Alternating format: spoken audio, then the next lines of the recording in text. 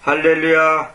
오늘은 계약의 피와 유언의 피에 대한 고찰하도록 하겠습니다. 계약의 피와 유언의 피에 대한 고찰. 지금 한글 개혁성경은 말할 것도 없고 이 번역에 대한 용어들이 너무나 일관성이 없고 정확하지 못한 연구로 인해서 많은 혼란을 가져오고 또 애매모호하고 아리송하고 헷갈리게만 되어 있습니다.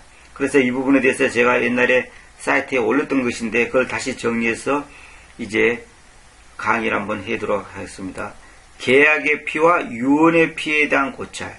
계약의 피가 뭐고 유언의 피가 뭐냐, 과연 어떻게 표현한 것이 가장 정확한 번역인가, 이런 것들을 살펴보도록 하겠습니다.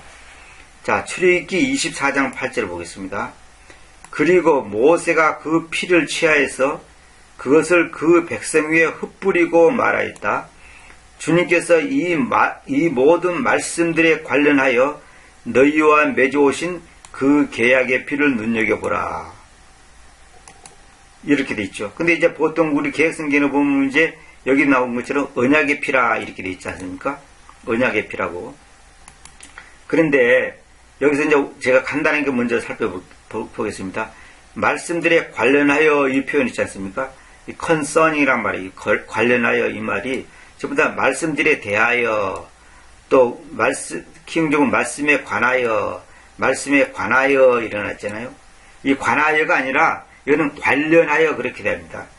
관하여한다고 뭐 100% 틀렸다고 말할 수는 없지만은 관하여는 about이라든지 이런 것이 주로 쓰이지, 이 concern이라는 것은 뭐냐면 관련, 어떤 것이 이렇게 관계가 맺어지는 거란 말입니다. 이 관련이라고 표현하여 정확한 겁니다. concern, 관련하여. 그런데 또 중요한 것은 말씀드리라고 하는 복수로 썼는데 전부 다 말씀, 이 단수로 써버렸어요. 이러면 또 안 되죠. 복수와 단수는 엄연한 차이가 있는데, 그러면 어떤 사람들은 또 그러죠. 모든 있으니까 말씀에 관하여 이래도 상관없다, 이렇게 하는데, 그게 바로 이제 킹제임스 성경 번역에 대한 그 관점이 잘못된 겁니다. 그것이 바로 우리가 자꾸 사에서 쓰는 그 번역의 어떤 그런 그 어떤 기술적인 거랄까요? 그런 그 테크닉적인 것을 자꾸 활용하려고 그러는데, 그렇게 하면 안 됩니다. 문자 그대로 다 살려줘야 됩니다. 이 모든 말씀들에 관련하여 이렇게 정확하게, 이 모든 말씀들에 관련하여 이렇게 정확하게 해야 됩니다. 자, 근데 여기서 이제 중요한 것은 계약이라 돼 있잖아요. 계약. 이 계약이란 말이 커비넌트란 말은 이게 뭐냐면, 이거는 문서화 시키는 겁니다. 문서화. 그래서 이걸 보통 이제 언약이라고 번역하는데, 언약, 하나님께서 우리에게 주신 말로 약속했다 그럴 때, 물론 말로 약속했죠. 근데 그 말로 약속한 것을 나중에 문서화 시켰잖아요. 그것이 바로 성경입니다.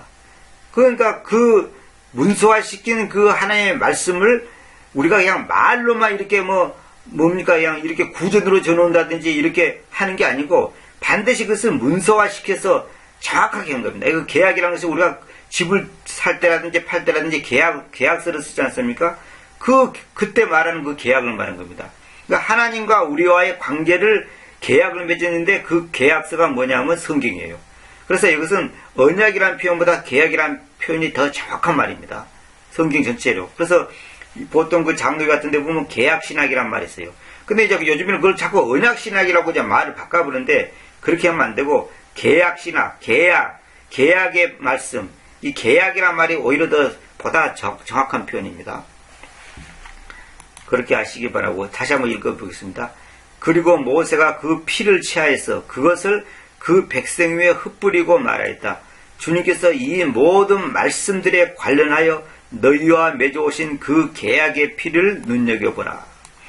하나님의 말씀, 이 성경은 예수 그리스도의 피, 그 계약의 피로 적어졌고 맺어졌고 기록되어 있고 확증한 말씀입니다. 다시 말하면 예수 그리스도의 생명이 말씀 구구절절히 단어 하나하나, 절 하나하나, 문장 하나하나에 기록되어 있단 말입니다. 그 정신과 그 생명이. 그래서 하나님의 말씀이 생명의 말씀 하는 이유가 뭐냐면, 예수 그리스도의 생명, 다시 말해 예수 그리스도의 피로, 이 계약의 피로 이 말씀이 기록되어 있기 때문에 그것이 생명의 말씀이지, 그냥 붓으로 쓰고 아무렇게나 쓰고 그냥 적당히야 무슨 작가가 글 쓰듯이 그렇게 쓰는 것은 아무 의미가 없는 겁니다. 그래서 생명의 말씀이라는 것은 물론 그 생명 자체가 예수님을 가리키지만은 또 생명은 어디에 있습니까? 피 속에 있지 않습니까? 그러니까 피가 없는 생명은 있을 수가 없단 말입니다. 다시 말하면 주님과 우리는 피로 맺어진 그 사이단 말입니다. 피로 맺어진 관계란 말입니다. 근데 그 피로 맺어진 관계라는 것을 입증하는 것이 뭐냐? 기록된 말씀, 성경인데 이 성경이 바로 계약의 피로 우리에게 기록되어 있단 말이에요. 그래서 하나의 말씀은 생명의 말씀이다. 이렇게 하는 거예요. 그 다 이유가 있는 겁니다. 그 표현 하나하나가. 계약이라는 것이 뭡니까? 계약은 바꿀 수가 없어요. 그럼 계약은 그냥 뒤집어 엎을 수가 없어요. 말로 한 것은 그냥 시간이 지나면 흐지부지 된다든지 아니면 나중에 딴 사람이 그래 안 했다고요. 거짓말 해버려도 어떻게 입증할 길이 없어요. 그러나 이것이 문서화 됐을 때는 이것은 절대 변경시킬 수도 없고 속일 수도 없고 바꿀 수도 없단 말입니다. 그래서 오늘날도 마찬가지죠. 오늘날도 모든 중요한 일은 전부 다 문서화 시키지 않습니까? 그래서 하나님께서 우리에게 성경을 주셨는데 이 성경이 다시 말하면 이 계약의 피로 맺어진 기록된 이 하나님의 말씀이 만약에 잘못 기록되어 있다. 말하자면 잘못 적어져 있다. 잘못 번역되어 있다 한다면 이거는 심각한 문제죠. 아주 심각한 문제죠. 이 심각한 문제를 하나님께서 저에게 20몇 년 전에 가르쳐 주셔가지고 지금까지 제가 이렇게 번역하게 됐는데 불행하게도 한글 개혁성경은 이 부분에서 너무나 잘못됐단 말입니다. 한글 개혁성경뿐만 아니라 한글로 된 모든 성경, NIV, RSV, 이런 영어 성경도 다 마찬가지입니다. 킹 제임스 성경만이 정확한 하나님의 계약의 문서, 계약의 피로 맺어진 하나님의 정확한 말씀이란 말입니다. 그것을 여러분들이 믿으셔야 되고 알으셔야 됩니다. 이 강의를 처음 듣는 분들은 혹시 거기에 대한 확신이 없는 분들은 처음부터 강의를 들어보시고 제 사이트에 들어가서 전부 다 알아보시기를 바랍니다. 그러면 분명히 여기에 대해서 자세한 것이 밝혀질 것입니다. 그래서 여러분들이 분명한 것은 우리가 하나님의 말씀을 정확하게 갖지 못한다는 것은 정말 인생 최대의 비극이고 불행한 것입니다. 그런데 많은 사람들이 말씀 성경 하는데 그들이 갖고 있는 말씀과 성경이 너무나 오르투성이란 말입니다. 그래서 그 오르투성의 말씀을 바로잡고자 부족한 사람이 이렇게 부족하나마 이렇게 강의를 하게 되었습니다. 이 말씀이 잘못됐다는 것은 결국은 하나님이 잘못됐다는 건데 여러분 세상에서도 계약의 문서가 잘못되면 어떻게 됩니까? 이거는 사기입니다. 사기꾼들이 계약의 문서를 위조하지 않습니까? 이게 사기꾼이단 말입니다. 이게 보통 심각한 문제가 아니에요. 그래서 이 말씀을 번역한다는 것은 목숨을 내놓는 것이고 하나님께서 지정하지 않은 사람이 한다는 것은 앞뒤가 맞는 얘기고 진짜 위험천만한 일이다 이 말입니다. 자 봅시다. 계획성을 봅시다. 모세가 그 피를 가지고 백성에게 뿌리며 이르되 이는 여호와께서 이 모든 말씀들에 대하여 너희와 세우신 언약의 편이라. 이게 전부 다 잘못된 겁니다. 말씀들에 관련하여 너희와 맺어오신 세우신이 아닙니다. 이 has made라는 것은 만들어 오신 이 말은 이제 조금 이 표현을 달리하면 맺어 오신 계약의 피다. 자 킹종시다. 모세가 피를 취해 백성에게 뿌리며 이르되 주께서 이 모든 말씀들에 관련하여 그랬는데 말씀에 관련하여 너희와 맺은 언약의 피를 보라. 이거 다 잘못된 거고 모세가 피를 떠서 그래도 피를 떠서 야 그러니까 피라는 것은 이제 액체이기 때문에 뜨지 않냐 이렇게 생각하는데 그렇게 하면 안 됩니다. 그렇게 하는 거 아닙니다. 피를 떠서 백성에 뿌리고 말하기를 언약의 피를 보라. 이는 주께서 이 모든 말씀에 관하여 너희와 맺으신 언약이라. 이게 너무나 잘못된 번역이 전부 다 이 계획성경하고 거의 비슷하게 지금 바뀌어놨죠. 스가랴 9장 11절 봅시다. 또한 너는 어떤가 하면 너의 계약의 피에 의해 내가 너의 제수들을 물이 없는 그 구덩이에서부터 내보내어 왔다. 너의 계약의 피에 의해 계약의 피.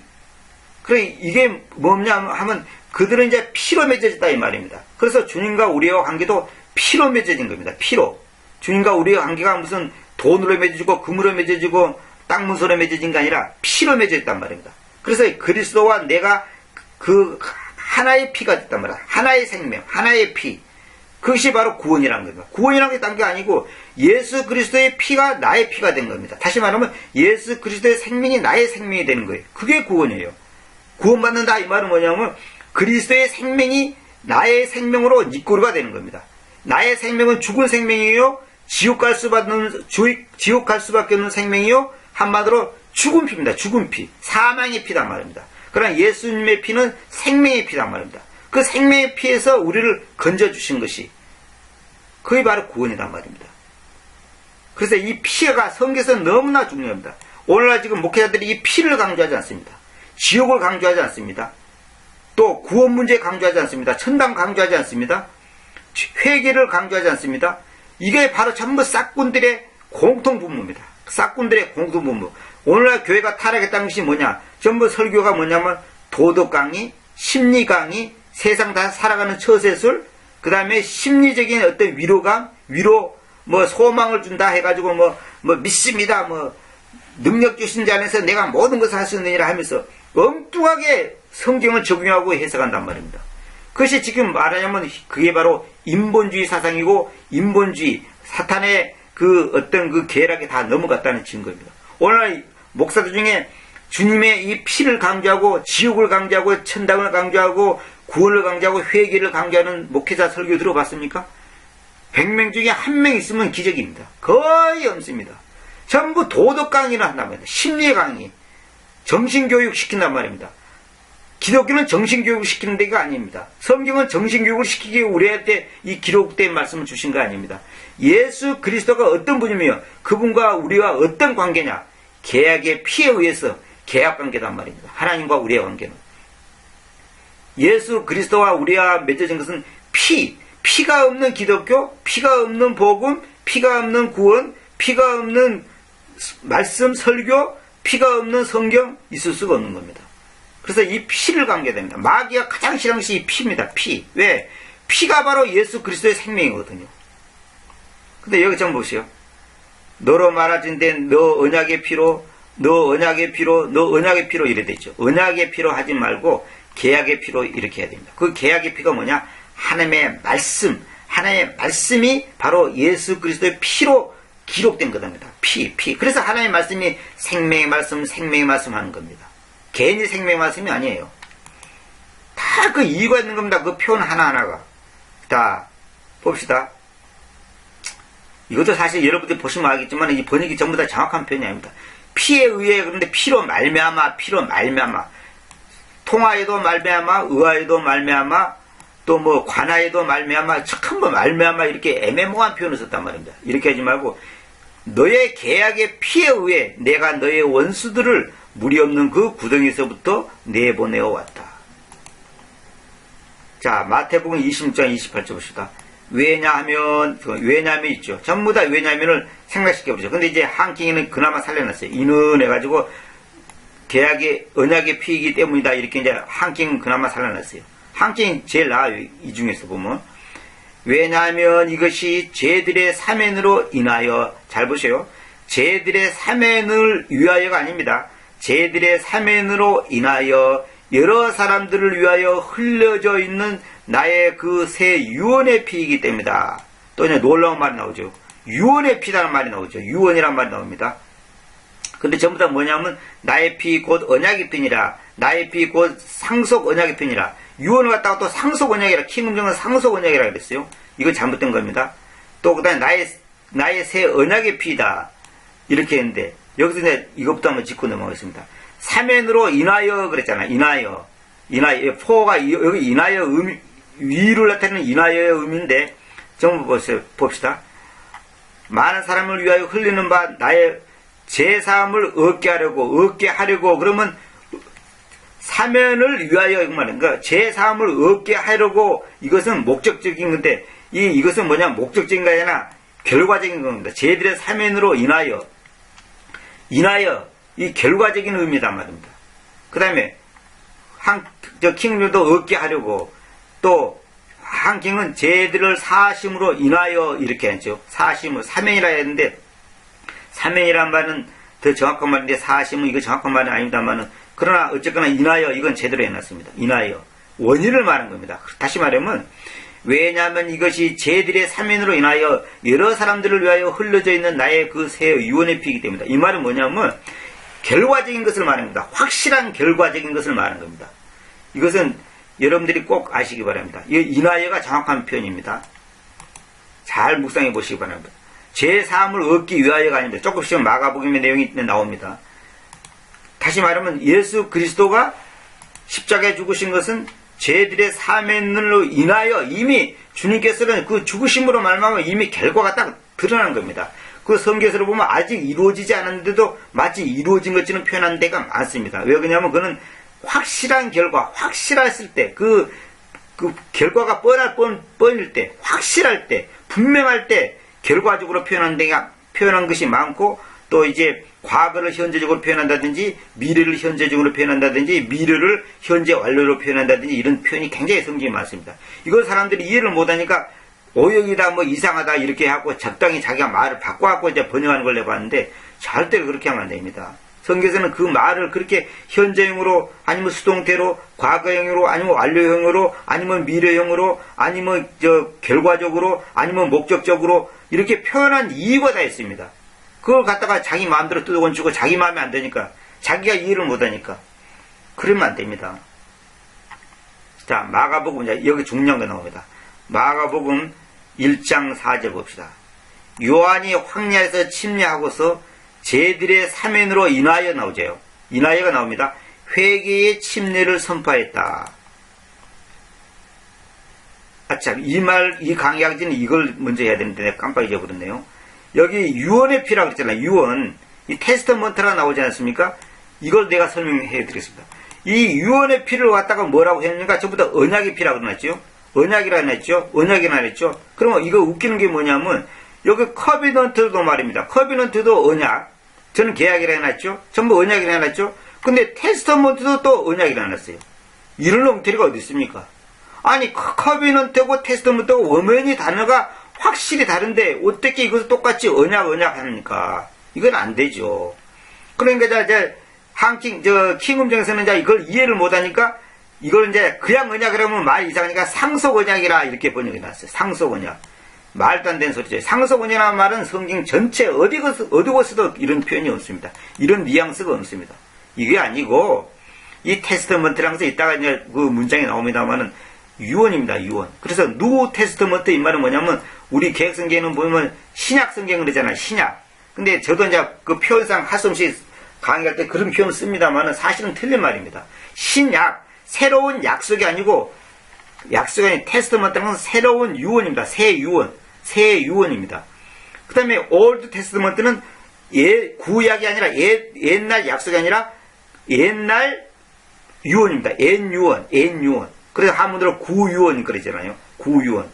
그건 무슨 말이냐면 예수 그리스도의 십자가의 죽음을 기점으로 해서 이전에 기록된 것은 구약, 소위 말해서 구약이라 하지만 그는 옛유언. 그 다음에 신약은 소위 말해서 신약이라는 것은 새 유언입니다. 이 말은 무슨 말이냐면 성경의 모든 기록된 말씀은 예수 그리스도의 유언의 말씀입니다. 유언의 말씀. 다시 말하면 그분께서 우리에게 남겨주신 말씀이다. 그 말입니다. 그래서 여러분들이 잘못 생각하면 예수님께서 구약 성경에는 죽지도 않고 이 땅에 오지도 않은데 어떻게 유언했습니까? 그거는 이미 주님께서 오실 것이고 확실한 확실한 가정하에 그렇게 말하는 거예요. 아까도 말씀한 것처럼 미래형도 과거형으로 표현한다고 그랬잖아요. 그래서 테스터먼트라는 것은 유언이라는 의미로만 쓰여졌지 성경 어디를 찾아봐도 그 외에 다른 의미로 쓰여진 용례가 전혀 없습니다. 제가 이걸 다 증명해 줄 수 있지만은 지명상 제가 그걸 생각하겠지만은 테스터먼트라는 것은 유언입니다. 유언. 이따가 나옵니다. 유언입니다. 그래서 나의 그 새 유언의 피다. 유언의 피. 아까는 계약의 피라 했는데 또 이거는 유언의 피라 그랬잖아요. 그러니까 유언의 피와 계약의 피가 사실은 같은 피죠. 피가 두 종류가 있다는 것이 아니라 그 표현을 달리 해준 겁니다. 옛날에는 주님께서 우리와의 계약을 맺은 관계이기 때문에 계약의 피라 해놓고 이번에는 주님의 죽으심을 강조하기 위해서 또 유언의 피라 해놨단 말입니다. 그래서 이거 성경에서 이렇게 달리 표현합니다. 그래서 성경에서는 항상 이렇게 같은 의미를 또 다르게 표현해서 그 의미가 강조하자는 그 뜻을 갖다가 다시 전달한단 말입니다. 근데 이거 전부 다 테스터먼트도 언약, 커비넌트도 언약, 그러면 이거 어쩌란 말입니다. 이거 어떻게 하란 말입니까? 그래서 이제 이 킹음족에서는 이제 상속 언약이라 했는데 이건 아닙니다. 절대 그런 게 아닙니다. 한킹에서는 언약이 필요한데 이거 잘못된 번역입니다.